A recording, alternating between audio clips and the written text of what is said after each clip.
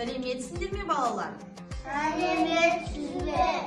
Балалар, бүгін мен сіздермен қазақ халқының ұлттық ойынының бір түрі хан талапай ойынымен таныстырамын. Ең алдымен ойынмен таныстырмас бұрын асық жайлы айтып кетейін. Біздің ата-бабаларымыз ертеден қойдың жілігінен асықтарды алатын болған. Ол асықтарды жақсылап тазалап, кептіріп, немерелеріне жинаған. Асықтар иіліп түсуіне қарай бүк, шік, тәке, алшы болып түседі. Ал осы асықтармен біз бүгін хан талапай ойынын ойнаймыз. Мына қожының ішінде көптеген асықтар бар. Ал оның ішінде бір қызыл түсті асық бар. Бұл асықты хан талапай ойынында хан асығы деп атайды. Қазір мен ортаға осы асықтардың барлығын шашамын.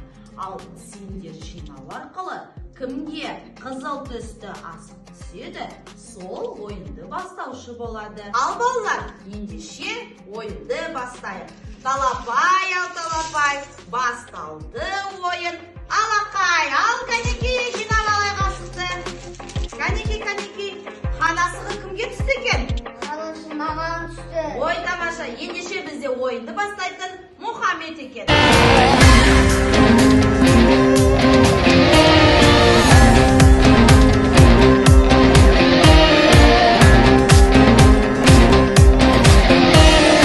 Өзгелерден дара туған, өр намыстан жаратылған. Бабасының батырлығы ханмен бойға таратылған. Алатаудай алашымның қаратаудай баласымын. Қастерлі алашымның. Ал балалар, мінекей хан талапай ойынын аяқтады. Ал ендеше бұл ойында да балалар жеңімпаз болу керек. Ендеше қожындағы асығымызды ортаға шашып көрейік. Бізде кім жеңіске жеткен екен, соны санап көрейік. Кәнекей, асықтарыңды шаша қойыңдар. Шаша қойын асықтарыңды. Кәнекей көрейік. Кімде асық көп? Көлеміне қарай қарандаш балалар. Кімнің асығы өте көп? Орталарында кім жеңді деп ойлайсыңдар? Кімнің асығы көп? Дулаттың дұрсадасында.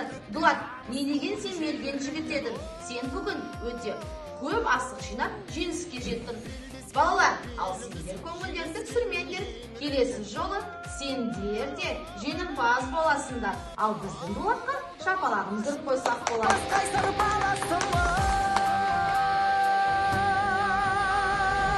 Қастерлі алашымның.